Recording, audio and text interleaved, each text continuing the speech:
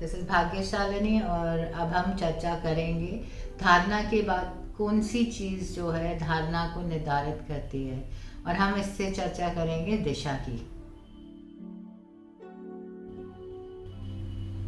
दिशा दिशा क्या है और ये कैसे हमारे धारणा को रूप देती है, अब हम इस पे चर्चा करने से पहले हम एक छोटी सी स्टोरी सुनेंगे। एक बार गौतम बुद्धा बैठे हुए सबको समझा रहे थे कि गुस्सा जो होता है वो कैसे हम पर काबू कर लेता है, और वो ऐसा विष होता है जो हम सोचते हैं कि हम दूसरे को पिला रहे हैं, बट असर वो हम पे कर रहा होता है।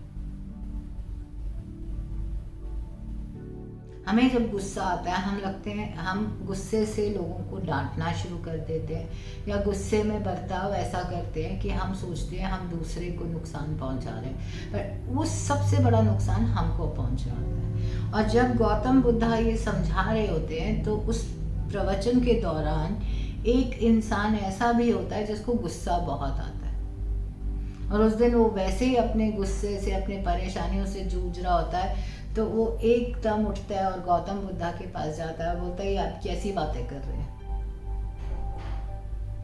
आप सोचते हैं कि गुस्सा आता है तो हम जानबूझ के करते हैं, या हम लोग विष पी रहे हैं, या हम विष पिला रहे हैं, ये है वो है।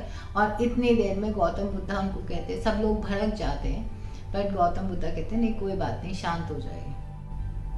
पर ये आदमी का गुस्सा और बढ़ जाता है और वो गौतम बुद्धा पे थूक देता है। यस, तो गौतम बुद्धा बस ऐसा करते हैं कि अपना मुंह साफ करते हैं और स्माइल करते हैं और कहते हैं कि चलो अब यहाँ से हम चलते हैं। आदमी भी घर चला जाता है। लोग बोलते हैं गौतम बुद्धा को कि आपने उस आदमी को क्यों जाने दिया। गौतम बुद्धा ने कहा उसको अब वो अभी अपने होश में है ही नहीं, उसको पता ही नहीं वो क्या कर रहा है। और वही होता है, आदमी घर जाता है गुस्से में ही रहता है, वो और थोड़ा सा डांटता है लोगों को, अपने परिवारजन को डांटता है और सो जाता है। सुबह जब उठता है तो उसको याद आता है उसने कैसा बर्ताव किया था सबके साथ, और गौतम बुद्धा के साथ उन्होंने क्या किया था। ये सोचते ही उनको बहुत रिपेंटेंस होती है, और वो कहते हैं कि इतनी गिल्ट के साथ वो सोचते हैं कि अब जाके माफ़ी मांगता हूँ। तो जैसे ही वो गौतम बुद्धा के पास पहुँचते हैं और उनके पाँव पड़ जाते हैं, हमें माफ़ कर दीजिए, गौतम बुद्धा हंसने लग जाते हैं। आदमी बोलता है आप अभी हंस रहे हैं और हम यहाँ माफ़ी मांग रहे हैं, आपको पता ना कल हमने क्या किया था। तो गौतम बुद्धा बोलते हैं क्या किया था। कहता है हमने आपके साथ इतना बुरा बर्ताव किया और आप तो ऐसे हैं जैसे भूल गए सब कुछ। गौतम बुद्धा कहते हैं कि अगर वो बात को मैं याद रखता या दोबारा से मन में दोहराता तो वो हमें परेशान करती, और ऐसी बातों को याद रखने की ज़रूरत नहीं है या परेशान होने की ज़रूरत नहीं है, क्योंकि आज तो तुम माफ़ी मांग ही रहे हो, तुम्हें खुद पता है कि तुमने गलत बर्ताव किया था।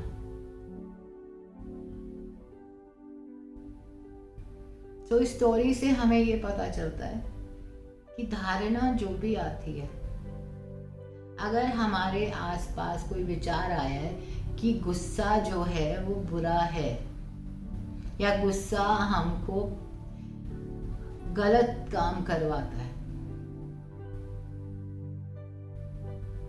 तो अगर हम उस समय गुस्से में हैं, या हम जो है परेशान हैं, या हम उस समय बहुत ज़्यादा पीड़ाग्रस्त हैं, तो हमें ये बात नहीं समझ आएगी। इस धारणा को हम उसी दिशा में ले जाएंगे जिस दिशा में हम हैं। गुस्सा, परेशानी, दर्द, दुख या अभाव किसी भी चीज का, ये सब काल रूपी बीमारियां हैं। ये सब दिशा काल की है जो विपरीत चलाती है हमें ईश्वर से। जो इंसान ईश्वर से जुड़ता है, जिसे विश्वास है ईश्वर में, जिसे धारणा है इस बात की कि ईश्वर है, वो इस दिशा में नहीं चलेगा। और जो इंसान को भरोसा है कि ईश्वर ही सब करने कराने वाला है, कर्मों का निबेड़ा ईश्वर ही करेगा, हम किसी को पलट के जवाब नहीं देंगे, वही इंसान उस दिशा के साथ ईश्वर की ओर चल पड़ता है। उसकी दिशा निर्धारित हो जाती है, धारणा जो मर्जी आए, उसकी दिशा उसे हमेशा ईश्वर के और करीब लाएगी, क्योंकि वो हर बात, हर चीज में ये विश्वास रखता है कि ईश्वर है, अल्लाह है, मालिक है, रहीम है। उसे अपने राम पे, अपने नानक पे, अपने गुरु पे, अपने ईश्वर पे विश्वास होता है। इसीलिए उसकी दिशा हमेशा ईश्वर की ओर उठेगी। पर जो इंसान कालग्रस्त होता है, जो इंसान मैं में घिरा होता है, उसकी दिशा उसे हमेशा विपरीत लेके जाती है। जब हम मैं में होते हैं, हम हमेशा विपरीत दिशा चुनते हैं ईश्वर से। मैं करूंगा, मैं कर सकता हूं, मुझे करना है। जब हम इस दिशा में होते हैं तो हम और पीड़ित होते हैं, और परेशान होते हैं, और दुख के करीब जाते हैं। जब हम इस दिशा से पलटते हैं अपने आप को, हम कहते हैं नहीं, ईश्वर करने कराने वाला है, मालिक सब करने कराने वाला है। The Almighty is working for me. The Almighty knows the way. I am just going to hold on to God. मैं अपने ईश्वर का, अपने अल्लाह का हाथ नहीं छोड़ूंगा। उस समय हमारी दिशा हमें दुख से दूर ले जाती है और ईश्वर के करीब लाती है। इसलिए कोई भी धारणा आए, दिशा हमने चुननी है कि हम उसमें ईश्वर के साथ बहेंगे और दुख को दूर जाने देंगे, या दुख में बहेंगे और ईश्वर को दूर पाएंगे। ये निर्णय, ये चुनाव हम करते हैं। कोई भी धारणा आती है, कोई भी विचार आता है, उसे हमने विकार से नहीं देखना है, उसे हमने ईश्वर को सौंपना है। जितना मर्जी कष्ट उस टाइम हमें फील हो रहा हो, जितना मर्जी हम परेशान हो रहे हों, जितना मर्जी दुख हो रहा हो,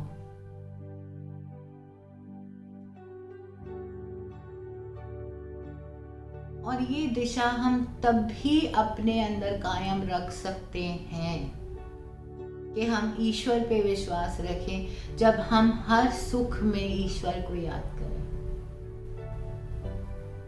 जब हम हर सुख में ईश्वर को याद करते हैं, उनको ग्रैटिट्यूड एक्सप्रेस करते हैं, उनको धन्यवाद करते हैं, तो हम जब दुख आता है या परेशानी आती है तो ऑटोमेटिकली हमारी दिशा ईश्वर की तरफ ही होती है, हमारे कदम ईश्वर की तरफ ही उठेंगे। आशा है आज से हम सब मिलकर इसी दिशा को चुनें और ईश्वर से जुड़े ज्यादा से ज्यादा। मीडिया जो मर्जी कह रही है, पॉलिटिशियंस जो मर्जी कह रहे हैं, फार्मास्यूटिकल इंडस्ट्री जो मर्जी कह रही है, बाहर हमारे भाई बहन, हमारे पेरेंट्स, हमारे दोस्त जो मर्जी कह रहे हैं, हमने एक ही दिशा पे ही चलना है, एक ही धारणा में रहना है कि ईश्वर ही सबसे बड़ी ताकत है, करने कराने वाला ईश्वर ही है, और हमारा जो वली वारिस है, ये जो हमारे को तकलीफों से दूर कर सकता है, वो सिर्फ ईश्वर ही है। अल्लाह निगहबान है। जिस दिन हम इस धारणा में रहेंगे कि हमारी रक्षा हमारा इष्ट देव या हमारा गुरु या हमारा ईश्वर या हमारा ऑलमाइटी, जो भी नाम आप, नानक देव, जो नाम आप देना चाहते हैं वो कर रहे हैं, उस दिन से हम अपनी तकलीफों से, उस दिशा से मुंह मोड़ लेंगे। धन्यवाद। Thank you so much.